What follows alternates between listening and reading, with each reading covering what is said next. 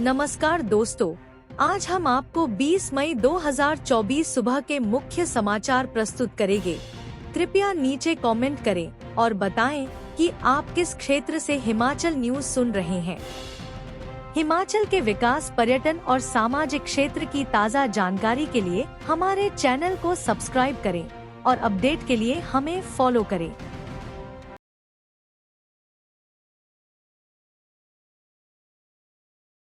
का प्रयास। जिला पुलिस नूरपुर को चिट्टा माफिया के खिलाफ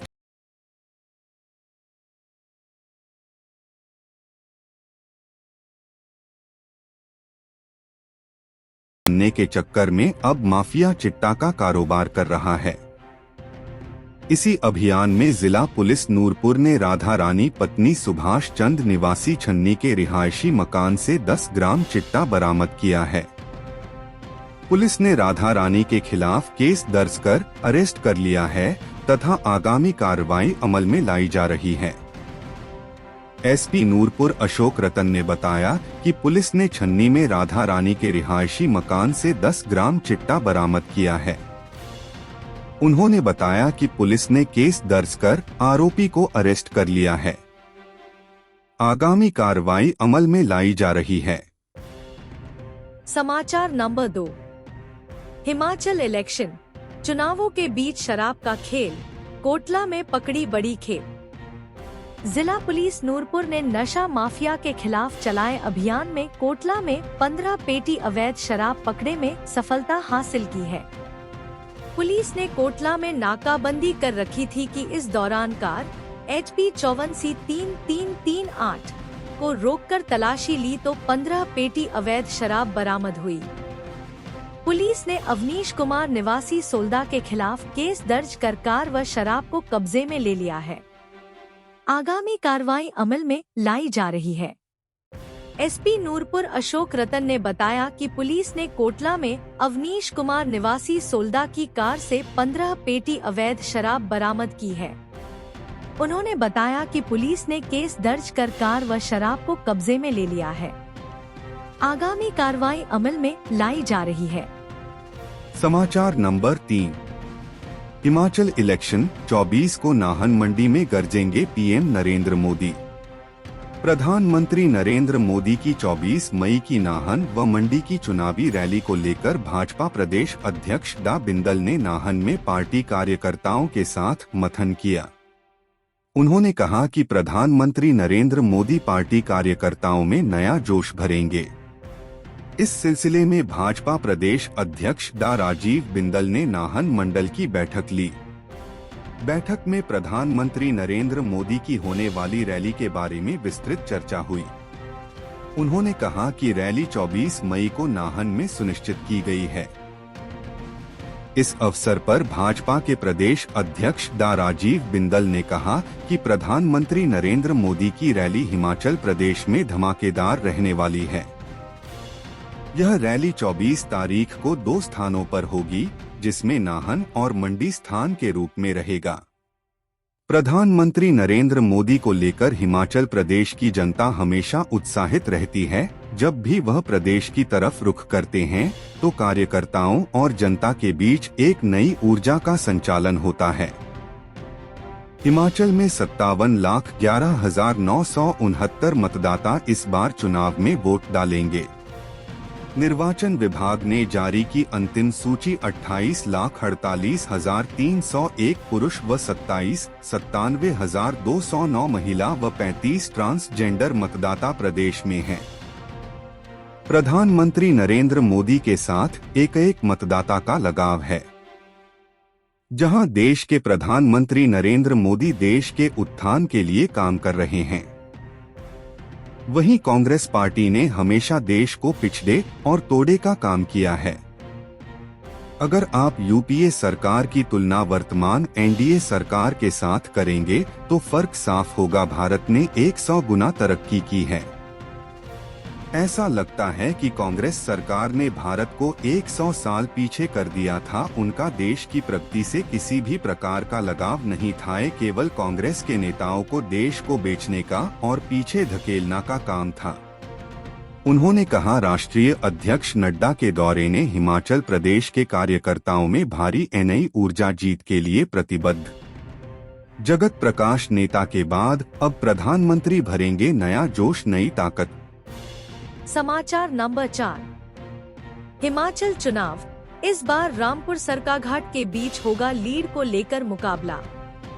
लोकसभा चुनाव के मतदान को लेकर अब कुछ ही दिन शेष बचे हैं और भाजपा व कांग्रेस अब चुनाव में पूरी ताकत झोंकने की तैयारी में है। अगले हफ्ते से मंडी संसदीय क्षेत्र में स्टार वार भी होने जा रही है। वहीं इस बार भी भाजपा का मुकाबला अपने चिरपरिचित पुराने ही प्रतिद्वंदी वीरभद्र सिंह परिवार से ही हो रहा है।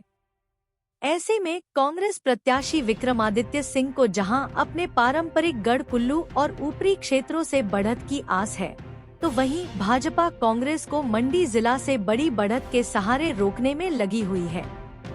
इस बार के आम चुनाव में बढ़त को लेकर सरकाघाट और रामपुर के बीच मुकाबला देखने को मिलेगा। भाजपा प्रत्याशी कंगना रणौत के गृह क्षेत्र सरकाघाट पर बढ़त को लेकर भाजपा पर भारी दबाव है। सरकाघाट से भाजपा को कितनी बढ़त मिलेगी, इस बार सबकी नजरें लगी हुई हैं। हालांकि सरकाघाट विस से भाजपा हर चुनाव में बेहतर प्रदर्शन करती आई है और लगातार चौथी बार विस चुनाव में भाजपा ने सरकाघाट से चौका लगाया है। पिछले 2 आम चुनावों को अगर देखें तो भाजपा की जीत में सराज विस क्षेत्र और 2 बार के सांसद रहे स्वर्गीय राम स्वरूप शर्मा के गृह क्षेत्र जोगिंद्रनगर ने अहम भूमिका निभाई थी। इसी तरह से कांग्रेस की जीत में रामपुर का हमेशा अहम योगदान रहा। 2014 में जब केंद्र में पहली बार मोदी सरकार सत्ता में आई थी तो भाजपा प्रत्याशी राम स्वरूप शर्मा को उनके गृह क्षेत्र जोगिंद्रनगर से पूरे संसदीय क्षेत्र में सबसे अधिक 19,911 मतों की बढ़त मिली थी, जबकि सरकाघाट ने दूसरे नंबर पर रहते राम स्वरूप शर्मा को 8,434 मतों की बढ़त दी थी। हालांकि उस चुनाव में प्रतिभा सिंह सिर्फ सराज से 1,491 मतों की लीड लेने में सफल रही थी और उन्हें अपने विस क्षेत्र रामपुर से 10,136 मतों की ही बढ़त मिली थी। इसी तरह से 2019 के चुनाव में अकेले मंडी जिला के 9 हलकों से ही भाजपा प्रत्याशी रामस्वरूप शर्मा को 2,67,639 मतों की बढ़त ले गए थे। उन्हें सराज हलके से तो सबसे अधिक 37,147 लीड मिली थी, जबकि जोगिंद्रनगर से 36,292 बढ़त भाजपा ने ली थी। इस चुनाव में सरकाघाट हलके से रामस्वरूप शर्मा को 31,021 मतों की बढ़त मिली थी। 2019 की लहर भाजपा रामपुर से भी 11,550 की लीड भाजपा को बढ़त लेने में सफल रही थी।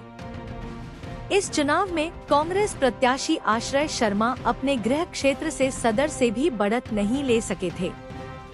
2021 के उपचुनाव में बदले समीकरण। 2021 के उपचुनाव में कांग्रेस प्रतिभा सिंह ने मंडी से मुख्यमंत्री होने के बाद भी भाजपा के ब्रिगेडियर खुशाल को 7,490 मतों से मात दी थी। उस चुनाव में प्रतिभा सिंह के सारथी बने विक्रमादित्य सिंह ने अपनी रणनीति से भाजपा को मंडी जिला में ही रोक दिया था।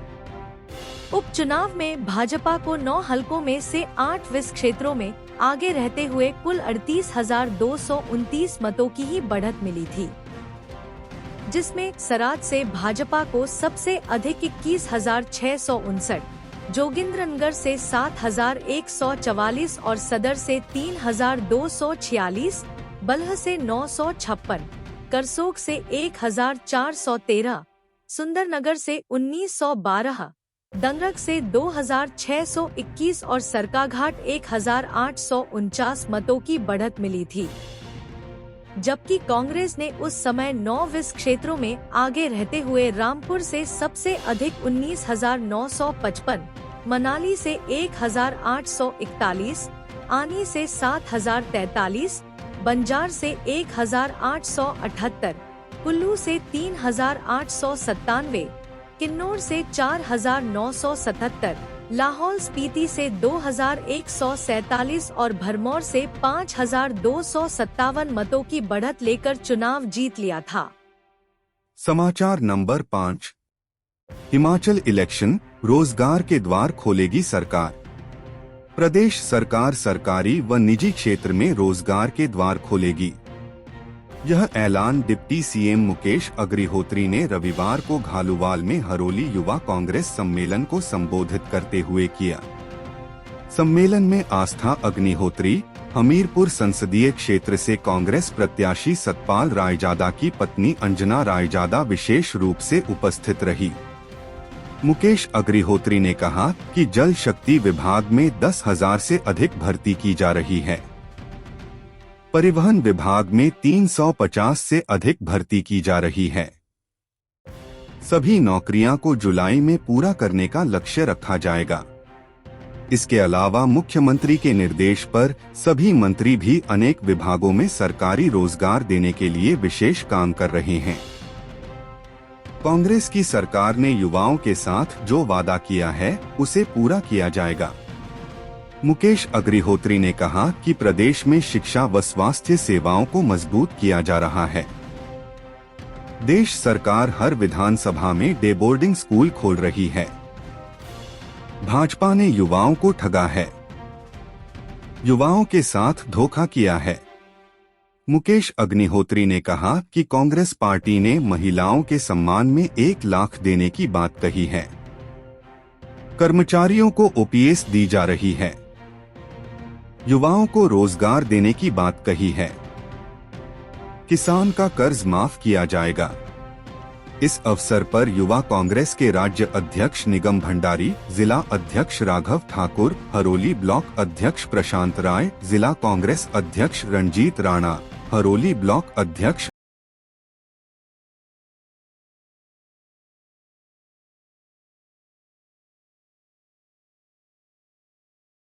मजबूत है। 4 जून को सरकार और मजबूत हो जाएगी। भाजपा के षड्यंत्र अब काम नहीं करेंगे। रायजादा दमदार नेता। मुकेश अग्निहोत्री ने कहा कि सतपाल रायजादा दमदार नेता है। कांग्रेस पार्टी ने रायजादा को प्रत्याशी बनाया है। अब सभी कार्यकर्ता उनकी जीत को सुनिश्चित करने के लिए जुट जाएं। दिन रात एक कर दो। हरोली हल्का एक मुश्त सतपाल रायजादा को वोट डालें। समाचार नंबर 6। रैम्बो पुस्तक में पिरोए शहीद की बहादुरी के किस्से। एक फौजी अधिकारी ने शहीद जांबाज के बहादुरी के किस्सों को पुस्तक में पिरोया है। अशोक चक्र से सम्मानित शहीद मेजर सुधीर वालिया के जीवन पर लिखी पुस्तक रैम्बो का विमोचन पूर्व सेना प्रमुख जनरल वीपी मलिक ने दिल्ली में किया। 3री ग्रेनेडियर्स की कमान संभालने वाले कर्नल आशुतोष काले द्वारा लिखित रैम्बो में मेजर सुधीर वालिया की साहसिकता, कारगिल युद्ध में जुलू टॉप पर हमले और अन्य बातों के अलावा कश्मीर घाटी में आतंकवादियों के खिलाफ ऑपरेशन के बारे में बताया गया है। यह पुस्तक पाठकों को गुप्त अभियानों और भारत के विशिष्ट सैनिकों के व्यक्तिगत बलिदानों पर जानकारी देती है। यह मेजर सुधीर वालिया के साहस और समर्पण का प्रमाण है, जिनकी विरासत आज भी भारतीयों को प्रेरित करती है। मेजर वालिया के विभिन्न अभियानों, श्रीलंका के जंगलों से लेकर लोलाब घाटी और अफगानी आतंकवादियों के खिलाफ गुप्त अभियानों पर एक गहन नजर है। इसमें ऑपरेशन, जो अक्सर गोपनीयता में डूबे रहते हैं, प्रत्यक्ष विवरण और सूक्ष्म शोध के माध्यम से स्पष्ट रूप से वर्णित हैं। मेजर वालिया के साहसी कार्य, जैसे कि कुपवाड़ा में हफरुदा के जंगलों में उनका अंतिम मिशन, जहां उन्होंने गंभीर रूप से घायल होने के बावजूद 15 आतंकवादियों को मार गिराया, उनकी अदम्य भावना को रेखांकित करते हैं। उनके द्वारा निकाले जाने से इनकार करने और अंतिम सांस तक नेतृत्व जारी रखने के कारण उन्हें भारत का सर्वोच्च शांतिकालीन वीरता पुरस्कार अशोक चक्र से प्रदान किया गया। इस कार्यक्रम की मेजबानी स्तंभकार और लेखिका अम्बरीन जैदी ने की। समाचार नंबर 7। हिमाचल चुनाव आपदा में हिमाचल के साथ खड़े रहे प्रधानमंत्री। केंद्रीय मंत्री अनुराग सिंह ठाकुर ने रविवार को हमीरपुर संसदीय क्षेत्र की देहरा व नादौन विधानसभा में 1 दर्जन से ज्यादा जनसभाओं को संबोधित कर भाजपा को जिताने व फिर मोदी जी को पीएम बनाने की अपील की। सभाओं को संबोधित करते हुए अनुराग ठाकुर ने कहा कि मोदी जी के नेतृत्व में भारत अब मदद मांगने वाला नहीं, मदद देने वाला देश बना है। कोरोना महामारी के समय जहां एक तरफ मोदी जी के नेतृत्व में भाजपा कार्यकर्ता जनता की मदद के लिए सड़कों पर थे, तो कांग्रेस के कार्यकर्ता घरों में दुबके थे। अनुराग ठाकुर ने कहा कि कोरोना महामारी के समय भाजपा का एक कार्यकर्ता कोविड वॉरियर बनकर समाज सेवा कर रहा था, जिससे असंख्य जानें बचीं। वहीं दूसरी ओर कांग्रेस पार्टी और इंडी गठबंधन के लोग उस समय अपने घरों में दुबके हुए थे। अनुराग ठाकुर ने कहा कि मैंने कोरोना महामारी के दौरान अपने निजी प्रयासों से 10.3 करोड़ से हिमाचल में स्वास्थ्य सुविधाएं उपलब्ध करवाईं। अनुराग ठाकुर ने आगे हिमाचल सरकार से जुड़े एक प्रश्न के जवाब में कहा कि 16 महीने बीत गए पर इन्होंने लोगों से किया एक भी वादा पूरा नहीं किया। आज हिमाचल की माताएं बहनें 1500 रुपए प्रति महीने का इंतजार ही कर रही हैं। कांग्रेस ने 2 रुपए प्रति किलो गोबर खरीदना, 100 प्रति लीटर दूध के दाम, 300 यूनिट बिजली भी फ्री, 5 लाख नौकरियां देने का वादा भी पूरा नहीं किया है। यही कारण है कि इनके 9 विधायक इन्हें 15 महीने के अंदर ही छोड़कर चले गए। यह हिमाचल के राजनीतिक इतिहास में पहली बार हुआ है कि किसी सरकार के ऊपर से जनता का भरोसा मात्र 12 से 15 महीने के अंदर टूट गया है। आज हमीरपुर संसदीय क्षेत्र और पूरे हिमाचल में मोदी जी को तीसरी बार देश का प्रधानमंत्री बनाने हेतु जबरदस्त उत्साह है। नरेंद्र मोदी भारत माता के लाल। अनुराग ठाकुर ने कहा कि मोदी जी भारत माता के लाल हैं, इसलिए देश की सभी माताओं का अपने बच्चों के लिए प्रेम को समझते हैं। यही कारण है कि जब रूस यूक्रेन युद्ध हो रहा था और हमारे हजारों बच्चे वहां फंसे थे, तब मोदी जी ने विशेष रूप से रूस के राष्ट्रपति से बात कर भारतीय छात्रों की वापसी कराई थी। इनमें हिमाचल के 300 बच्चे शामिल थे। समाचार नंबर 8। फर्जी लोन ऐप से लोगों को निशाना बना रहे शातिर। डिजिटल युग में बैंकिंग और फाइनेंस सेक्टर में आई ऐप ने लोगों की जिंदगी काफी आसान बना दी है, जहां घर बैठे चुटकियों में आपके कई काम निपट जाते हैं। हालांकि समय के साथ फर्जी एवं अवैध लोन ऐप भी इस सेक्टर में घुस गए और लोगों को चूना लगाने में सफल भी हुए हैं।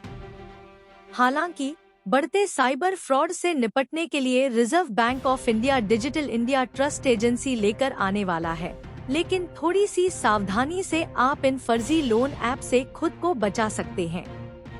आरबीआई ने कर्ज देने की प्रक्रिया की गाइडलाइंस बनाई हुई हैं। लोन ऐप को भी इनका पालन करना पड़ता है। यदि आप किसी ऐप से लोन लेना चाहते हैं, तो इसकी वेबसाइट चेक करें। यहाँ पर आपको चेक करना होगा कि ऐप का किन बैंकों और एनबीएफसी से टाई अप है। यदि यह जानकारी वहाँ नहीं दी गई है, तो उस ऐप से बचें। फर्जी ऐप से बचने का सबसे आसान रास्ता यह है कि आप गूगल के प्ले स्टोर या एप्पल के ऐप स्टोर से ही उसे डाउनलोड करें। कभी भी ईमेल, एसएमएस या सोशल मीडिया पर आई लिंक से ऐप डाउनलोड न करें। सही ऐप हमेशा आपसे केवाईसी की डिमांड करेंगे। यदि कोई ऐप इस प्रक्रिया की मांग नहीं कर रहा है, तो आपको इसे संदेहास्पद मानकर चलना चाहिए। केवाईसी लंबी प्रक्रिया जरूर लगती हो, लेकिन यह आपको सुरक्षित रखने के लिए ही बनाई गई है। फर्जी लोन ऐप अक्सर कस्टमर से लोन देने से पहले ही किसी न किसी फीस की डिमांड करने लगते हैं। अगर आपकी लोन ऐप भी ऐसी ही कोई डिमांड कर रही है, तो सतर्क हो जाएं। उधर DIG cyber crime Mohit Chawla का कहना है कि मोबाइल फोन में एप्लीकेशन डाउनलोड करने के लिए केवल आधिकारिक स्टोर का ही उपयोग करें। इसके लिए साइबर सेल द्वारा एडवाइजरी भी जारी की है। उन्होंने कहा कि आजकल शातिर फर्जी लोन ऐप्स के जरिए ठगी की वारदातों को अंजाम दे रहे हैं। उन्होंने बताया कि संदिग्ध URL और लिंक पर क्लिक न करें। DIG मोहित चावला ने कहा कि ऐसी किसी भी घटना की साइबर सेल के पोर्टल पर रिपोर्ट करें। समाचार नंबर 9। साथ जीने मरने की मिसाल बना दंपति। साथ जीने मरने की कस्में और गीत तो आज तक कई गायकों ने अनेक फिल्मों में गाए हैं, लेकिन टिहरा क्षेत्र के कोट गांव के एक दंपति की एक दिन ही हुई मौत ने इसे कसम और गीत के बजाय हकीकत में ही बदल दिया। कोट गांव की कमला देवी पत्नी पूर्णचंद पठानिया, पूर्व सैनिक, गत दिनों अपने घर में सुबह उठने के बाद बिल्कुल ठीक थीं। हालांकि उनके पति कुछ समय से अस्वस्थ थे और उस दिन भी उन्हें सांस लेने में कुछ तकलीफ हो रही थी।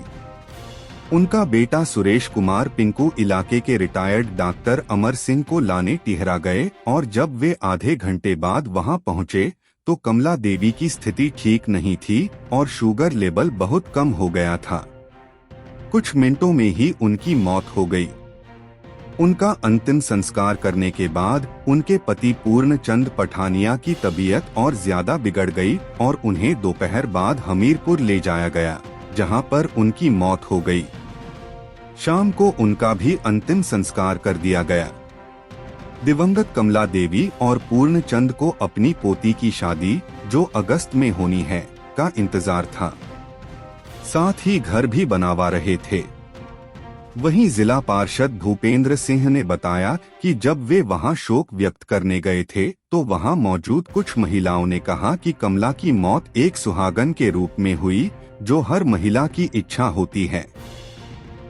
वहीं पत्नी की मौत के कुछ घंटों बाद ही पति का भी स्वर्ग सिधार जाना उनके आपस के प्रेम, लगाव और साथ जीने मरने की कसम की जिंदा मिसाल का आयम हो गई। समाचार नंबर 10।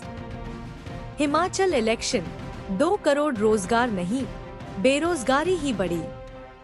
कांग्रेस प्रत्याशी आनंद शर्मा रविवार को चुनाव प्रचार के चलते जयसिंहपुर, तिनबड़ और पंचरुखी के एक दिवसीय दौर पर पहुंचे।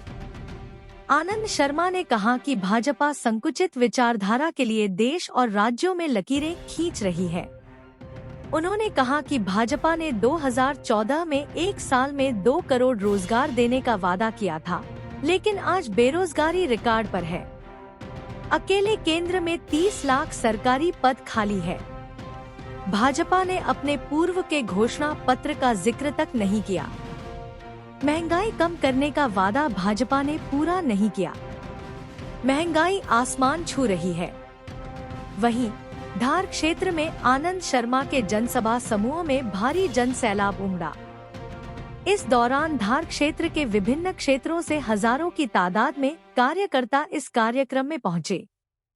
इस दौरान कृषि मंत्री चौधर चंद्र कुमार, युवा सेवा, खेल, आयुष एवं कानून मंत्री यादविंदर गोमा, कांग्रेस अध्यक्ष जसवंत डडवाल विशेष रूप से उपस्थित रहे। युवा मंत्री गोमा ने 1 जून को आनंद शर्मा के पक्ष में मतदान करने की अपील की। उन्होंने कहा कि आनंद शर्मा केंद्र में विदेश मंत्री, टेक्सटाइल और वाणिज्य मंत्री के रूप में सेवाएं दे चुके हैं और खुशी की बात यह है कि कांगड़ा चंबा के लिए बड़े सौभाग्य की बात है कि ऐसे अनुभवी किरदार को कांगड़ा चंबा की जनता की सेवा में उतारा है। जैसे ही वह सांसद बनकर धार क्षेत्र में आएंगे, प्राथमिकता से धार क्षेत्र के लिए नई योजनाएं केंद्र से लाएंगे। जनता ने पूर्व सांसद को 5 सालों में देखा ही तक नहीं और न ही आज तक उनके नाम की कोई शिलान्यास पत्रिका विधानसभा क्षेत्र में देखी, जिसका जनता खुद इन चुनावों में भाजपा को जवाब देने वाली है। वहीं कृषि मंत्री चौधरी चंद्र कुमार ने कहा कि केंद्र सरकार के पास कोई मुद्दा ही नहीं है मुद्दों और घोषणा पत्र के बिना भाजपा सरकार चुनाव लड़ रही है। समाचार नंबर 11। हफ्ते में 3 लाख से ज्यादा पर्यटकों ने निहारी अटल टनल।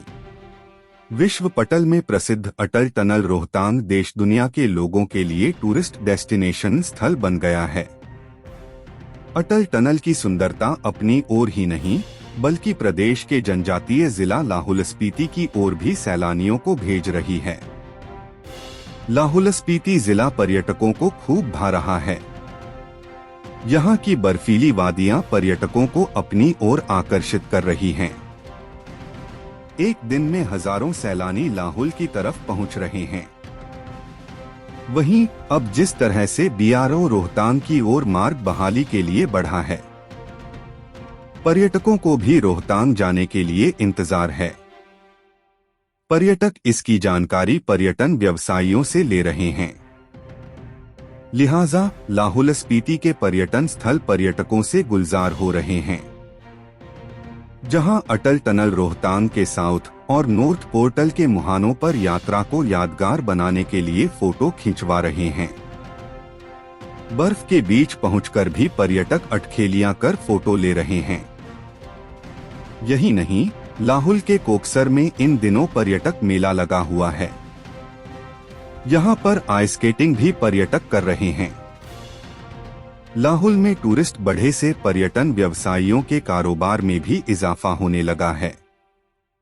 लाहौल स्पीति पुलिस विभाग के आंकड़ों पर गौर करें तो मात्र एक सप्ताह में लाहौल की वादियों में काफी संख्या में पर्यटक पहुंचे हैं। 3 लाख से ज्यादा सैलानियों ने अटल टनल रोहतांग और बर्फ को नजदीक से निहारा। गत 12 से 18 मई तक कुल 55,606 पर्यटक वाहनों का आवागम अटल टनल रोहतांग से होकर हुआ। वहीं रविवार को 1000 के आसपास पर्यटक वाहन अटल टनल रोहतांग से होकर लाहौल में प्रवेश हुए। गत सप्ताह की बात करें तो यदि एक वाहन में 5 या 6 पर्यटक भी जाते हैं तो 55,606 वाहनों में यह आंकड़ा 278,030 और 333,606 पहुंचता है। रविवार की बात करें तो यहां आंकड़ा और बढ़ गया है।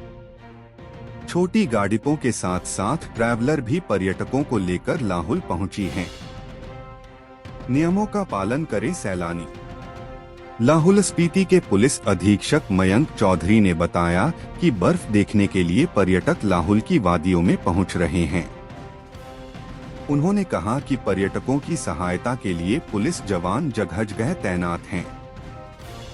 उन्होंने पर्यटकों से अपील की है कि लाहौल की वादियों में पहुंचकर नियमों की पूरी तरह से पालना करें। समाचार नंबर 12। 253 पेयजल योजनाओं पर सूखे की मार। हिमाचल में एक तरफ जहां दिन का अधिकतम तापमान हर रोज नए रिकॉर्ड बना रहा है, वहीं दूसरी ओर पेयजल स्रोत भी सूख रहे हैं। वर्तमान महीने में 14 मई तक की रिपोर्ट का आकलन यदि किया जाए तो जल शक्ति विभाग की 253 पेयजल योजनाओं पर असर पड़ा है। इनमें से 24 पेयजल योजनाएं 50 से 75% तक सूख गई हैं, जबकि 69 पेयजल योजनाएं 25 से 50% तक सूखे से प्रभावित हुई हैं। सबसे ज्यादा 160 पेयजल योजनाओं में सूखे का 25% तक असर है। इस कारण 822 गांव की पेयजल सप्लाई प्रभावित हुई है। इससे पूरे प्रदेश में 1 लाख से ज्यादा की आबादी प्रभावित हुई है। गर्मी का सबसे ज्यादा असर सोलन सर्किल में पड़ा है, जहां 60 पेयजल योजनाएं प्रभावित हुई हैं। शिमला सर्किल में 46, रिकांगपिओ में 20, हमीरपुर में 12, बिलासपुर में 40, धर्मपुर सर्किल में 20 पेयजल योजनाओं का पानी कम हुआ है। धर्मशाला सर्किल में 37 और नूरपुर सर्किल में 18 पेयजल योजनाएं बाधित हुई हैं। जल शक्ति विभाग पूरे प्रदेश को 10,067 पेयजल योजनाओं के माध्यम से पानी उपलब्ध करवाता है और वर्तमान गर्मी की स्थिति को देखते हुए दैनिक स्तर पर मॉनिटरिंग की जा रही है। अभी कम पानी की स्थिति को बाकी वाटर सोर्सेज को टैप करके काम चलाया जा रहा है और हैंडपंप का इस्तेमाल हो रहा है। अभी भी विभाग ने किसी भी क्षेत्र में टैंकर सप्लाई का विकल्प नहीं लिया है। जल शक्ति की प्रमुख अभियंता अंजू शर्मा ने बताया कि सूखे की स्थिति अब सामने आ रही है और जून के महीने तक इसमें बढ़ोतरी भी हो सकती है। विभाग लगातार निगरानी कर रहा है और जरूरी कदम उठाए जा रहे हैं। उन्होंने कहा कि अभी भी टैंकर सप्लाई जैसी नौबत नहीं आई है। विभाग ने पानी की राशनिंग करके और अतिरिक्त स्रोत इस्तेमाल करके अभी काम चलाया हुआ है। प्रमुख अभियंता ने प्रदेश के लोगों से भी आग्रह किया है कि पेयजल का इस्तेमाल समझदारी से करें और इसे व्यर्थ न गवाएं, ताकि सभी को पानी उपलब्ध हो सके। हम अपने राज्य के विकास में योगदान देने में गर्व महसूस करते हैं और हमें उम्मीद है आने वाले दिनों में हमें और भी अच्छी खबरें मिलेंगी। इन खबरों को अधिक लोगों तक पहुंचने के लिए कृपया हमारा कंटेंट शेयर करें, साथ ही हमारे चैनल को सब्सक्राइब करें और अपडेट के लिए हमें फॉलो करें। अपने विचारों को कमेंट में शेयर करना ना भूलें। आपका सहयोग हमें और भी बेहतर काम करने में मदद करेगा। धन्यवाद।